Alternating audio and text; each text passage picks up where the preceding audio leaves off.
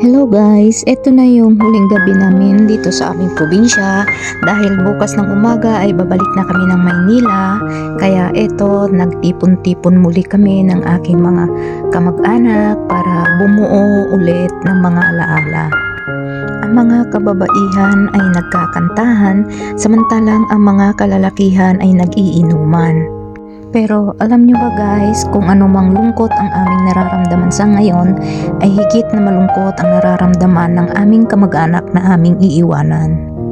Dahil matagal na naman kaming hindi magkita-kita at makikita na naman nila at mapagmamasdan ang aming tahanan na punong-puno ng kalungkutan dahil sa kalungkutan sa kapaligiran. Pero sa ngayon, makinig muna tayo sa mga malaanghel na tinig ng ating mga mang-aawit.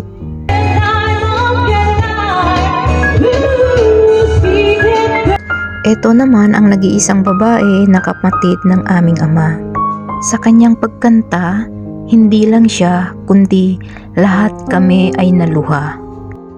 Siguro naalala niya na ang kantang yan ay kinakanta ng aming mga mahal sa buhay na pumanaw na ngayon ay siya na lang ang natitira.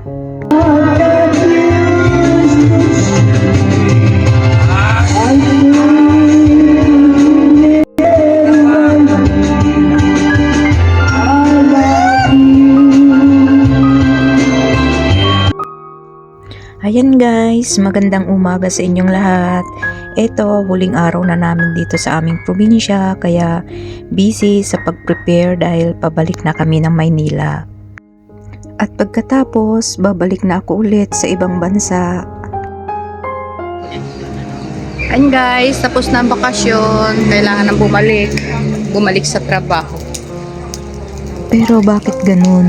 Ang itim ng kilikili ko dito, hindi naman maitim ang kilikili ko.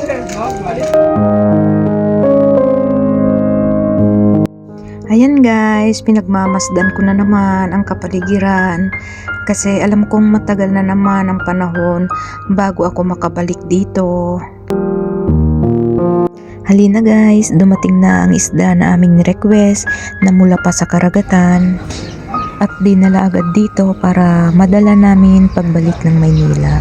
Yung nagkakatay, kung magigilit ako. Dito mo ilagay. Huwag mo sabi yung, ano, Ayan, yung guys. pangit, huwag mo sabi yung pangit. Fresh, ayan. Dalawa pala yung Ayaw pa. Ayan yung may-ari. Ayan yung ka-business partner. Ang baboy lang.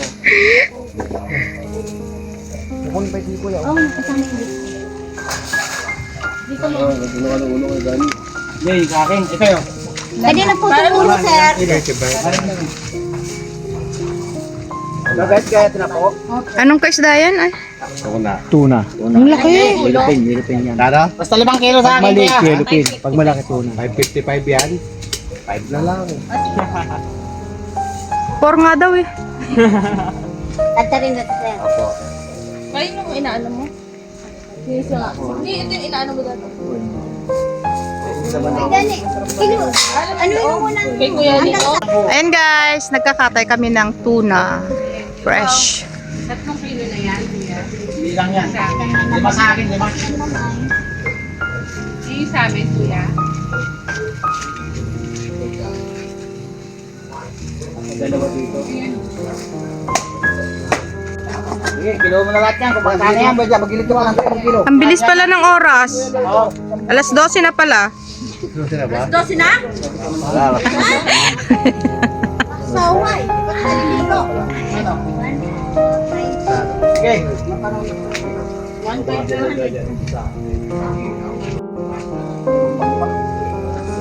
Kakating ba, sir? O, dalawa lang. Kasi yan. Malaki. Ayan guys, nagkakatay sila ng ng tuna. Fresh from bagong huli na sa dagat. Hinatid dito. Masarap dito guys kasi ang dagat dun lang oh. Ayun yung dagat. Tapos dito lang yung bahay namin. Ayan. Ano yan? 120. Chibugan na. Ito na yung huling kain namin na magkakasama kasi babalik na kami sa simentadong gubat. Ang aming ulam ay ang napakasariwang mga gulay, na ang pagluto ay ang pinakbet at ang kare-kareng karneng baboy. Ay, hirap na sobra. Mahirap na.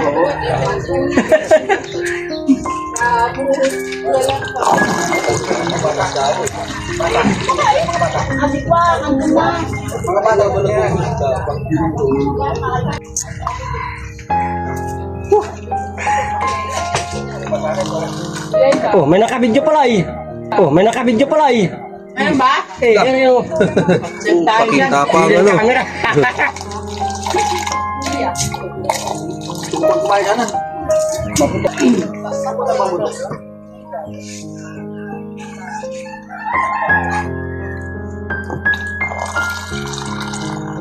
Nakakon pala. Kita pa pala nguya ako nagmuya. Ano pa? Walang pag minangon ng tubig, kitang-kita sila.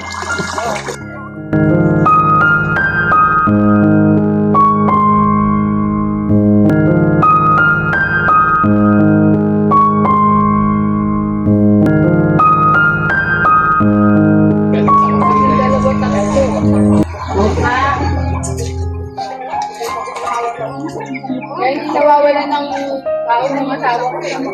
Naupos na yung kami, kaya tiyadya ako tiyadya. Pag nagpapaan nila.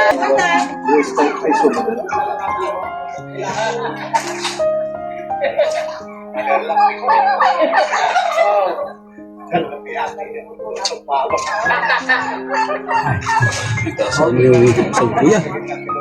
Itaas sa video yung... Hindi rin tatawa ako. Mga, ano yung bumbilya? Eh, ano mo, sisave mo yung bumbilya. Aba, sige na sa pala. Sige na natin kayo. Okay.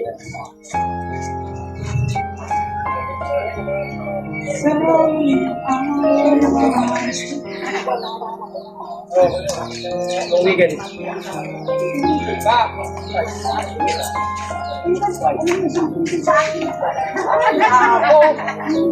May ano naman eh. Sa magsalal pa eh. Ay, masando ko ron. Kabatay ka na ako ron. Kabatay ka na ako ron. Wala na, bitin pa eh. Lahat na namin gasing niya na yan. Ay, gatas pa doon.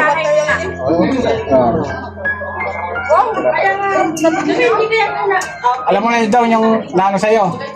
Mga nakuha. Oo.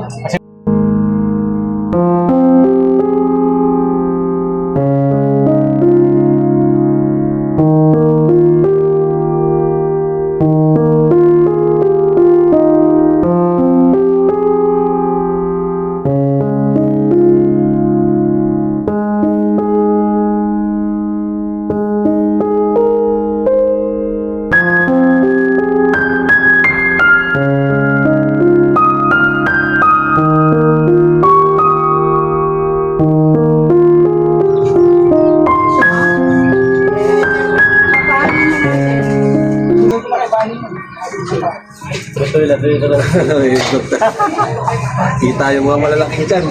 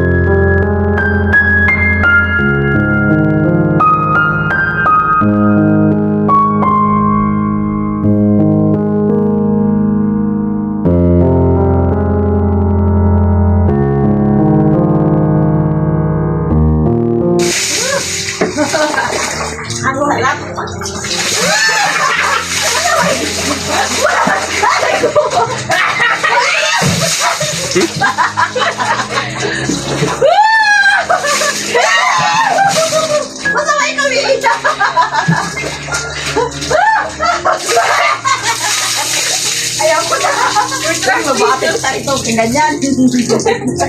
Natatakot!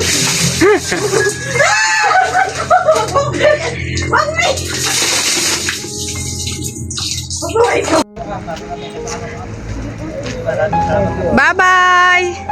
Bye-bye po. Thank you. Babalik kami. Bye-bye. Butot na dito si Kaberly. Hindi tayo matugay. Malungkot ka naman, Uncle Darling. Oo nga. Hi guys, tapos na ang bakasyon. Ayan, uwi na kami, babalik na kami ng Manila. Sarap, pinakamasarap sa buhay ng tayo. Ayan, wala kang jacket. Yan, jacket pa rin.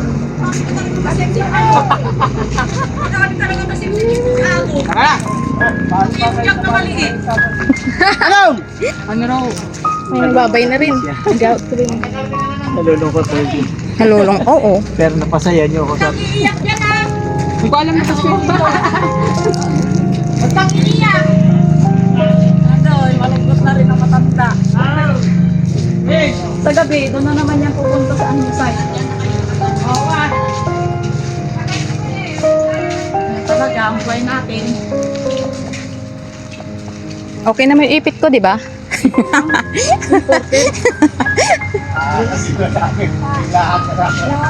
Babay sa aso.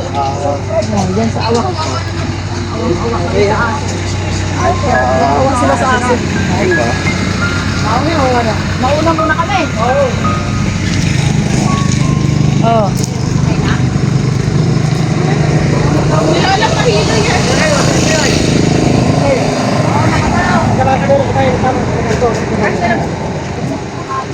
Oh, sakayin tayo. Picture muna yung mga kalong-kalong. Ano? Araw ka salong sa along man lang. Kalong-kalong. Sino ang gusto dito? Pwede pa isa. Tama na yan para mabilis makatakbo. Ayun na, sige ako. Yan, napakabagay. Sabi niya. Friend! Friend, sabi yung Friend. Oh, Balik kami. bale, may Tapos ng kwento. friend naman tayo sa FB. Jerry, di ba ko lang alam? Pag may bago ha, tembre mo sa akin. And guys, tapos na ang aming bakasyon. Ayan. Back to Manila. Uwi na kami. Nahilo na ako, plastic eh. Dahil sa ikli ng panahon ng aming bakasyon ay hindi namin nadalaw ang aking ama. Kaya ngayon, tutungo kami sa kanya. Napakalungkot kasi mula nang dinala namin siya dito, 19 na taon ang makalipas. Ito yung pangalawang beses na nabisita ko ang kanyang puntod. Dahil nandito sila sa dulo ng silangan, samantalang ako ay nagtatrabaho sa gitnang silangan. And guys, pupuntahan namin tatay namin. Matay, ilang taon na hindi ko nadalaw. Ayan. Ang galaw nila.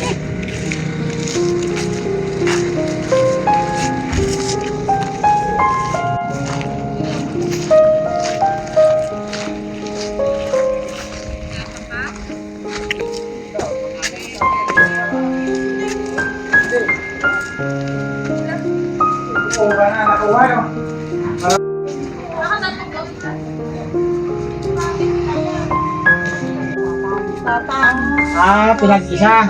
Doon sa ilalim sa lupa, siya tumulakay. Mamang ni Papang. Junior na ito. Dali lang, matanggi naman. Junior yan. Tapos yung isa. Ate, yes, yata. Yan. Kaya ang ganta nante. Ayun, kay Uncle. Tingnan mo nga, nadamuhan na. Linisan nyo dito kay Uncle Eli, oh. Asa yung kay tatay? Aba, sino ang naglagay dito? Siguro yung girlfriend ni Kuya Junior naglagay. Bakit Junior? May naglagay, wala naman kaming dalang ganyan. Ayan, si tatay. Ninisan mo. Oh, one. Hindi na lalaki rin nga, no? Kaya lapida. Mga mo lagi na. Wala, maano lang ang mga pintura na magaling matanggal. Pag hindi siya ano pala, finish. Tingnan mo tong finish, oh. Finishing oh. Pag napin sa kon ng kon. Lapida. Naruot dito kay Lakay Ingat, aplat lang kasi yun. Oo. Aplat siya, ante. Ay, yan na yan? Oo. Ay, lat lang siya. Ay, so arante ata ko ng ata. Siya puti matay. Ito yung binaril, ito yun. Patanggal ko. Ayan. Oo, ito yun. Yung binaril, ito yun. Ito, si Kuya. Hindi ba? Hindi, yun o. Junior. Ito, junior. Pero, Siguro gusto nila yung talagang butong-buto na talaga. Si auntie kasi nire-reserve niya na dito eh. Grabe. Nire-reserve na niya. Wala ante, abutin ka pa ng 100 plus. Makakabalik pa po kami ulit dito. Magkakantahan pa po tayo. Galing yan naman. Di man na pala kayo nag-picture tatlo doon. Ayaw nga. Tatlong magkakapatid. Ayan guys, nadalaw namin si tatay ng after 19 years. Di kayo nag-picture na tatlo.